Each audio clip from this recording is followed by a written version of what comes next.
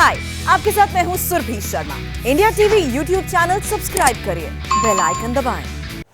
पाकिस्तान में सर्कस तो चीन में साजिश चल रही है और यह साजिश बॉर्डर से लेकर मोबाइल तक हिंदुस्तान के खिलाफ रची जा रही है, जिसका असर दिल्ली से लेकर बांग्लादेश तक नजर आया। चीन कैसे सरहद से लेकर आपके पैसों पर नजर गड़ाए बैठा है, पूरी डिटेल इस रिपोर्ट से समझिए।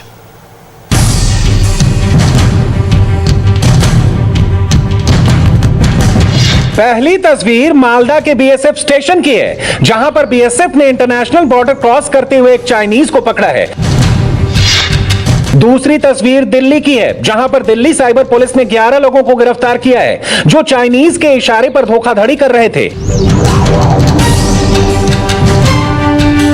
इन दोनों घटनाओं के बीच करीब 1500 किलोमीटर का फासला है, लेकिन दोनों के बीच में एक बहुत कॉमन कनेक्शन है, वो है चीन। जब चीन का नाम आता है तो कोरोना वायरस की दहशत और एलएसी वाली तस्वीर दिखाई देती होगी। चीन ने पहले वायरस दिया, फिर सीमा पर माहौल खराब करने की कोशिश की, लेकिन चीन की हरकतें सिर्फ सरहद तक सीमित नहीं है, बल्कि चीन कई तरीकों से मोबाइल से लेकर इंटरनेशनल बॉर्डर तक से घुसपैठ कर रहा है। इस वक्त चीन भारत को इकोनॉमिकल, डेटा और इंफॉर्मेशन 3 तरीकों से नुकसान पहुंचा रहा है। चीन के निशाने पर हर वो भारतीय है जिसके हाथ में स्मार्टफोन है, जो इंटरनेट का इस्तेमाल करता है, जिसको जल्दी से जल्दी पैसा कमाने की चाह है। आपकी लालच और चीन की चाहत दोनों एक सी है।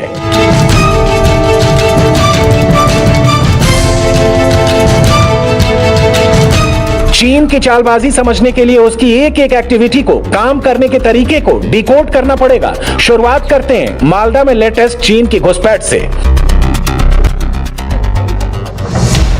काले कपड़ों में बैठा ये चाइनीज नागरिक होनजू है, जो चीन के हेबेई प्रांत का रहने वाला है। होनजू को सुबह करीब 7 बजे बांग्लादेश से भारतीय सीमा घुसपैठ करते हुए गिरफ्तार किया गया।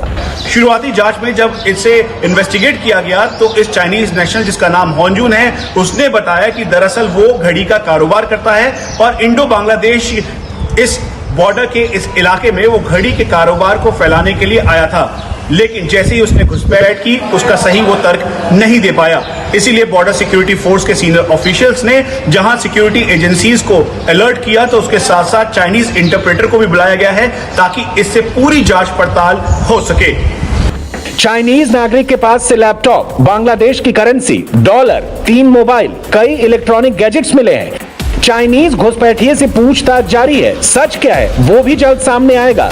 बॉर्डर पर चीन की ऐसी चालबाजी रोकने के लिए हमारे जवान तैनात हैं, लेकिन आपके मोबाइल पर जो घुसपैठ चीन कर रहा है, उसको कैसे रोका जाए? साइबर फ्रॉड के मामलों की तफ्तीश करने वाली दिल्ली पुलिस की साइबर सेल, जिसे साइपैड कहा जाता है, एक बड़े रैकेट का भांडाफोड़ किया है। असल में कुछ ऐसी चाइनीज ऐप हैं जिसे चाइनीज नेशनल चला रहे हैं, बाहर विदेश में बैठकर चला रहे हैं और भारतीयों को ठगी का शिकार बना रहे हैं। ऐसा ही एक मामला जो है वो साइपैड की जानकारी में आया, जिसके अंदर कुछ चाइनीज नेशनल्स ने अलग अलग ऐसी चाइनीज ऐप्स बनाई हुई हैं, जिनके जरिए लोगों को पहले इन्वेस्टमेंट के प्लान बताए जाते हैं। उन्हें बताया जाता है कि अगर आप ऐप पे इतना समय बिताएंगे या फिर यहाँ पर इन्वेस्टमेंट करेंगे तो आपका पैसा 2 गुना 3 गुना हो जाएगा। अब तक 5 लाख हिंदुस्तानी चाइनीज गैंग के शिकार बन चुके हैं। करीब 250 करोड़ रुपए चाइनीज ऐप भारतीयों से लूट चुके हैं। भारत में कोरोना की सेकेंड वेव की पीक से पहले, दिल्ली में लॉकडाउन लगने से पहले, कई चाइनीज नागरिक भारत से चीन वापस चले गए। कुछ यहां पर काम से आए थे तो कुछ भारत को लूटने के मकसद से। वो तो वापस चले गए, लेकिन तब तक उनका माया जाल पूरी तरह से तैयार हो चुका था।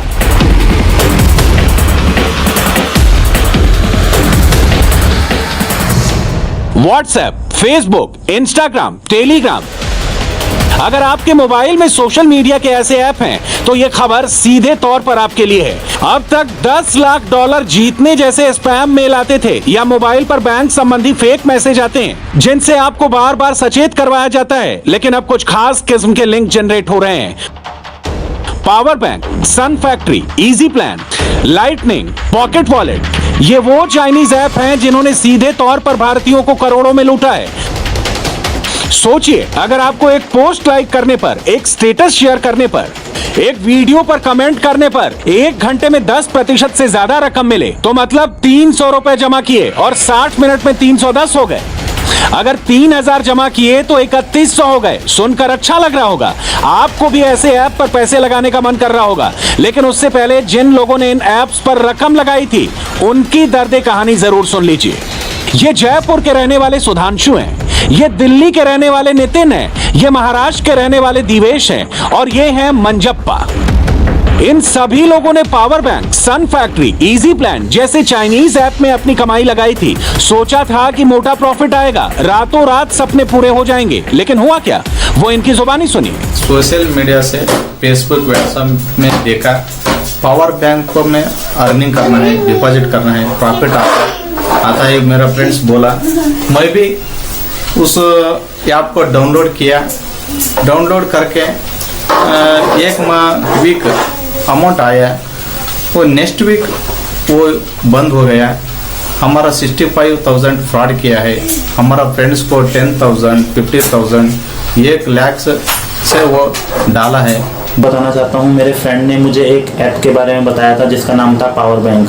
पावर बैंक में 300 रुपये से इन्वेस्टमेंट चालू होता है। इसमें उन्होंने कहा था कि आप 300 रुपये भी इन्वेस्ट करोगे तो आपको एक महीने में कम से कम 3 से 4 गुना तक आपको रिटर्न मिलेगा। तो मैंने उसमें इन्वेस्ट किया। मैंने 2400 रुपये इन्वेस्ट किए। इसके बाद मैंने भैया को बताया 6000 रुपये उन्होंने इन्वेस्ट किए। इस बार मैंने पापा को बताया 4200 रुपये उन्होंने भी इन्वेस्टमेंट किए। कुल मिला के हमारे घर से 10,000 रुपये का पावर बैंक ऐप के थ्रू फ्रॉड हुआ। और ईजेड प्लान के बारे में मुझे सोशल मीडिया से पता लगा, मेरे फ्रेंड्स के थ्रू उसको डाउनलोड किया, उसमें इन्वेस्ट किया। 25,000 इन्वेस्ट करने के बाद 2-3 दिन तक रिटर्न आया, बट फिर कोई रिटर्न नहीं आया। ऐसे हजारों लाखों चेहरे हैं जिनको लालच देकर धोखा दिया गया। ये धोखा देने वाला कोई नहीं था, बल्कि किसी का दोस्त, किसी का रिश्तेदार, किसी के ऑफिस में काम करने वाले जो दूसरों को इन ऐप के बारे में बता रहे थे। दरअसल उसको भी नहीं मालूम था कि उसके साथ भी फ्रॉड होने वाला है। दिल्ली, गुरुग्राम, कर्नाटक, ओडिशा, असम, गुजरात, देश के अलग अलग कोने से चाइनीज ऐप के जरिए धोखाधड़ी की गई और इसका मास्टरमाइंड चीन में बैठा हुआ है। दिल्ली पुलिस ने जिन लोगों को गिरफ्तार किया है, उनमें से कई लोग अपने चाइनीज आकाओं को जानते तक नहीं है, ना नाम पता है, ना शक्ल देखी है। बस टेलीग्राम में संदेश आता है जो इनके लिए आदेश होता है। चीन से बैठे ठग कैसे हिंदुस्तान में काम करते हैं, कैसे पूरे नेक्सस को ऑपरेट करते हैं और इन चाइनीज ठगों पर कैसे और कब कार्रवाई की जाएगी, इसकी बारीक से बारीक जानकारी लेने हमारे संवाददाता दिल्ली पुलिस के साइबर क्राइम ऑफिस पहुंचे। वहां पर साइबर सेल के डीसीपी अनियेश राय से बात की। तो अभी तक की जांच में कितने ऐसे विक्टिम्स हैं जिनके साथ फ्रॉड हुआ और अप्रोक्सीमेटली एक विक्टिम के साथ अंदाजा कितने अमाउंट का इन लोगों ने अब तक फ्रॉड किया, जो क्योंकि अभी तक आप 150 करोड़ के आसपास स्टैब्लिश कर पाए हैं। तो ये ओवरऑल नेशन की हम बात कर रहे हैं कि ओवरऑल नेशन में करीब इतना फ्रॉड ये कर चुके हैं जो स्टैब्लिश आपने किया है। जी देखिए, हमें जो विक्टिम्स का अंदाज़ा लगा वो लगता है जो पेमेंट गेटवे, क्योंकि ऐप में जब आप पेमेंट करते हैं तो एक गेटवे के माध्यम से वो इनके अकाउंट्स में जाता है। एक नॉर्मल तरीका है जिसके थ्रू मर्चेंट्स ऑपरेट करते हैं। इसमें 2 पेमेंट गेटवे से हमें डिटेल्स मिली और उन्होंने ये बताया कि टोटल 5 लाख लोगों ने अब तक इसमें पेमेंट की है। और भी पेमेंट गेटवेज हैं जहाँ पे इन्होंने अपने आप को लिस्ट किया हुआ है, उनकी डिटेल्स अवेटेड हैं और वो आएंगे तो संख्या और बढ़ सकती है, जो अमाउंट इन्वॉल्व है वो और बढ़ सकता है। शिकायत में आपको क्या कहा गया कि किस तरीके से चाइनीज नेशनल जो है वो इस तरीके की ऐप का इस्तेमाल कर रहे हैं जिससे हमारे साथ फ्रॉड हो सकता है, कैसे पहचानें, कैसे बचें, और शिकायत में क्या कहा गया? देखिए, जो शुरुआती शिकायत लोगों की आ रही थी वो ये आ रही थी कि हमने इस ऐप में पैसा लगाया और हमारे पैसे डूब गए और हमें वापस नहीं मिल रहे हैं। जो इन्होंने प्रॉमिस किया था इन्वेस्टेड अमाउंट के हिसाब से रिटर्न देंगे, वो पैसे नहीं मिल रहे हैं। जो प्रॉमिस था वो तो ये था कि हर घंटे का हम आपको रिटर्न देंगे, हर दिन का रिटर्न देंगे, 24 दिन में डबल कर देंगे। तो शुरू में इनको कुछ इन्होंने 10%, मतलब अगर आपने 100 रुपये लगाया 10 रुपये दे दिया, लेकिन उसके बाद जब ज़्यादा अमाउंट लगाते हैं तो वो पैसा नहीं मिलता है। इसके अलावा लोगों को उन्होंने ये इंड्यूस किया कि आप जितने ज़्यादा लोगों के साथ इसका लिंक शेयर करेंगे उतना आपको हम प्रॉफिट ज़्यादा देंगे। आने वाले वक्त में ये जो चाइनीज़ नेशनल हैं इन तक भी पहुंचा जा सकता है, जो भारत में इस तरह की गतिविधियां करवा रहे हैं, ये भी शिकंजे में आ सकते हैं। बिल्कुल, कुछ आइडेंटिटी पता लगी है उन चाइनीज़ नेशनल की? नहीं, मैं आपको बताना चाहूँगा, इससे पहले जनवरी में हमने जो केस किया था उसमें 2 चाइनीज़ नेशनल्स अरेस्ट हुए थे और एक हमें समस्या ये आई कि लॉकडाउन शुरू होने से पहले कई चाइनीज़ नेशनल्स जो हैं वो वापस चले गए थे और इस वजह से आज की डेट में वो बाहर से ऑपरेट कर रहे हैं हम कोशिश में हैं कि जो उनके साथी यहाँ पे हैं अगर कुछ हैं तो उनको आइडेंटिफाई करें और उनको एप्रीहेंड करें। तो वो कोशिश लगातार जारी है। पिछले केस में हमने किया भी था 2 लोगों का अरेस्ट। और जहाँ तक लोगों को क्या सलाह देने की बात है, तो सबसे पहली बात तो यह है कि ऐसा कोई तरीका नहीं होता जिससे आप बहुत जल्दी क्विक अर्निंग वाली बात है वो हो सकती है। आपको मेहनत करनी पड़ेगी किसी भी कार्य में, तभी आपको पैसा मिलेगा। आप भी सोच रहे होंगे कि ऐप के करता धरता चीन में बैठे हैं, धोखाधड़ी हिंदुस्तान में कर रहे हैं, सीमा पर सेना तैनात है, सीधे रास्ते से रकम चीन नहीं पहुंच सकती, तो आखिर भारत से चीन तक पैसा पहुंचता कैसे होगा? दरअसल इन सब में भारत में रहने वाले लोग ही चाइनीज का साथ दे रहे हैं। चाइनीज ओनर्स का सीधा कनेक्शन 2 चार्टर्ड अकाउंट से था। गुरुग्राम के रहने वाले चार्टर्ड अकाउंटेंट अवीक केडिया ने चाइनीज बॉस के लिए 110 शेल कंपनी बनाई। हर कंपनी बनाने का 3 लाख रुपए चार्ज किया। इसी तरह दिल्ली के चार्टर्ड अकाउंटेंट रौनक बंसल भी इस गिरोह के लिए काम करता था।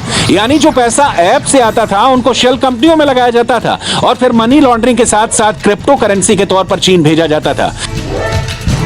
चाइनीज पावर ऐप इतनी जल्दी इतना ज्यादा पॉपुलर हो गया कि गूगल के प्ले स्टोर में टॉप 4 पर ऐप ट्रेंड कर रहा था। शुरुआत में जिसने रकम लगाई उसको 2 गुनी रकम बढ़ी हुई वापस मिली। फिर क्या था, जंगल में आग लगी और हर कोई इस आग में अपनी रोटी सेंकने कूद पड़ा। इतना समझ लीजिए कि अगर कोई भी आपसे किसी ऐप पर रकम लगाने को कहता है, कम वक्त में रकम 2 गुनी 3 गुनी करने का लालच देता है, तो उसकी जानकारी तुरंत पुलिस को दीजिए, क्योंकि आपकी समझदारी बहुत बड़ा फ्रॉड होने से रोक सकती है। हाय, आई एम सुरभि शर्मा। खबरों से अपडेट रहने के लिए India TV YouTube channel subscribe करिए, साथ में बेल आइकन जरूर दबाएं। जुड़े रहें इंडिया टीवी के साथ।